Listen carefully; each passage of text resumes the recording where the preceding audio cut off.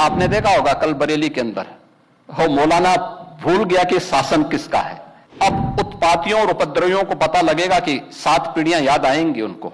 कभी कभी बुरी आदतें जाती नहीं लोगों की, तो उसके लिए उनकी डेंटिंग पेंटिंग करवानी पड़ती है कायदे से। हमने कहा जाम नहीं होगा, कर्फ्यू भी नहीं लगेगा, लेकिन कर्फ्यू का सबक तुम्हें ऐसा सिखा देंगे कि तुम्हारी आने वाली पीढ़ी दंगा करना भूल जाएगी। दंगे होते थे, दंगाइयों को मुख्यमंत्री आवास में बुला के सम्मानित किया जाता था, दंगाइयों की अवभगत होती थी। पर्व और त्योहारों के दौरान आपने देखा होगा, जब भी पर्व और त्योहार आते थे उत्पात शुरू हो जाती थी। अब उत्पातियों और उपद्रवियों को पता लगेगा कि 7 पीढ़ियां याद आएंगी उनको, क्योंकि कभी कभी बुरी आदतें जाती नहीं लोगों की, तो उसके लिए उनकी डेंटिंग पेंटिंग करवानी पड़ती है कायदे से, जिससे उनकी बुरी आदतों को हम ठीक कर सकें। और यही डेंटिंग पेंटिंग आपने देखा होगा कल बरेली के अंदर हो मौलाना भूल गया कि शासन किसका है। वो ये मानता था धमकी देंगे और हम जबरदस्ती जाम कर देंगे। हमने कहा जाम नहीं होगा, कर्फ्यू भी नहीं लगेगा, लेकिन कर्फ्यू का सबक तुम्हें ऐसा सिखा देंगे कि तुम्हारी आने वाली पीढ़ी दंगा करना भूल जाएगी। क्या तरीका है जी? आप सिस्टम को ब्लॉक करना चाहते हैं। और यह प्रवृत्ति थी यूपी के अंदर, 17 के पहले यही होता था। और हम इसी बात को कह सकते हैं कि 17 के बाद हमने कर्फ्यू भी नहीं लगने दिया, लेकिन ऐसे बैरियर को चुन चुन करके वे जिस प्रकार की भाषा को समझते थे उस प्रकार की भाषा से उनको समझा करके उसको उसकी सजा दिलाने का काम भी किया है। और उत्तर प्रदेश की ग्रोथ स्टोरी यहीं से शुरू होती है।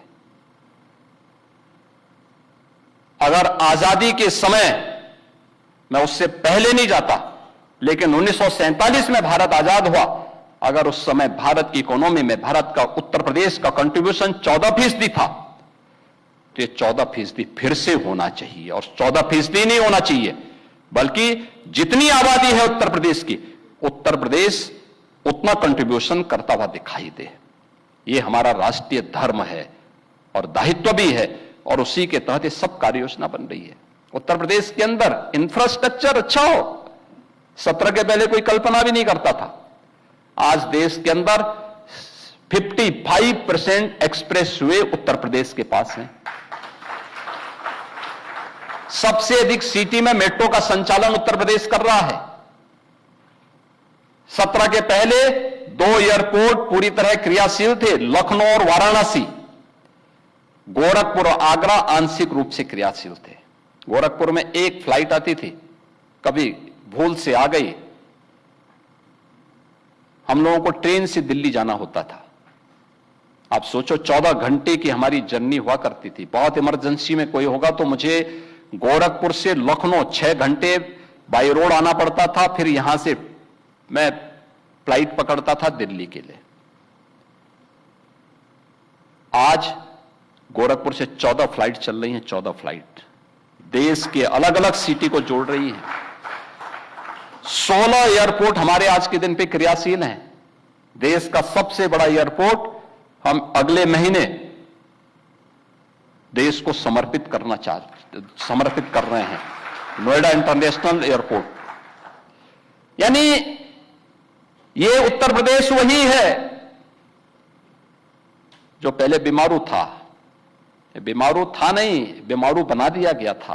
बीमारू मानसिकता वालों ने इसको बीमारू बना दिया था। ये बीमारू मानसिकता वही है जो परिवारवाद और जातिवाद है, बीमारू मानसिकता है। और इसी बीमारू मानसिकता ने उत्तर प्रदेश को बीमारू बना दिया था। परिणाम क्या था? दंगे होते थे, दंगाइयों को मुख्यमंत्री आवास में बुला के सम्मानित किया जाता था, दंगाइयों की अवभगत होती थी,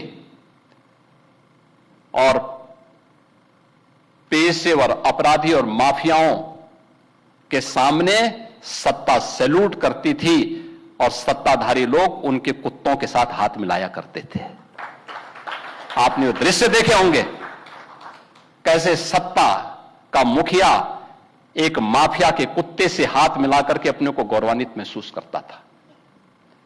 ये स्थिति थी। आप अनुमान करते हैं उत्तर प्रदेश के लोगों को इन्होंने सुरक्षित किया था? ये सुरक्षित करते? हर जिले के अंदर एक माफिया दे दिया था और हर माफिया को जिले के अंदर पैरेलल समानांतर सरकार चलाने की पूरी छूट दे दी थी। आज परिणाम क्या था? 17 में आते आबते उत्तर प्रदेश न केवल बीमारू था बल्कि उत्तर प्रदेश के नागरिकों के सामने पहचान का संकट भी था। हर व्यक्ति अपनी पहचान के लिए मोहताज था। न बेटी सुरक्षित, न व्यापारी सुरक्षित। खेतीबाड़ी चौपट, किसान आत्महत्या करता था। नौजवान की नौकरी पर सेंध लगती थी, उसकी नीलामी होती थी। चाचा भतीजा दोनों वसूली के लिए निकल पड़ते थे। वसूली का गैंग चलता था। ट्रांसफर पोस्टिंग में इनके दलाल बोली लगाया करते थे। और आप भी देखते होंगे जब हम ट्रांसफर पोस्टिंग करते हैं तो आज भी उनकी पीड़ा झलक उठती है। कैसे हम लोगों ने उनके उस अनैतिक अवैध व्यापार पर कैसे प्रहार किया है। उनके सभी चेले चपाटे किस प्रकार से चिल्लाते हुए दिखाई देते हैं। हर एक मामले में आज आप देख सकते हैं world class infrastructure Uttar Pradesh के पास। एक्सप्रेसवे नंबर 1 पर, रेलवे का नेटवर्क नंबर 1 पर, मेट्रो नंबर 1 पर, एयरपोर्ट एयर कनेक्टिविटी नंबर 1 पर, देश की पहली रैपिड रेल उत्तर प्रदेश में, देश का पहले इनलैंड वाटरवे उत्तर प्रदेश में, एमएसएमई का सबसे बड़ा बेस उत्तर प्रदेश में। और उत्तर प्रदेश आज फिर से गन्ना उत्पादन और चीनी उत्पादन में देश के अंदर नंबर 1 पर, इथेनॉल उत्पादन में नंबर 1 पर, खाद्यान्न उत्पादन में नंबर 1 पर, सबसे बड़ी युवा आबादी का राज्य होने के साथ साथ सबसे अधिक नौकरी भी देने वाला राज्य बन चुका है।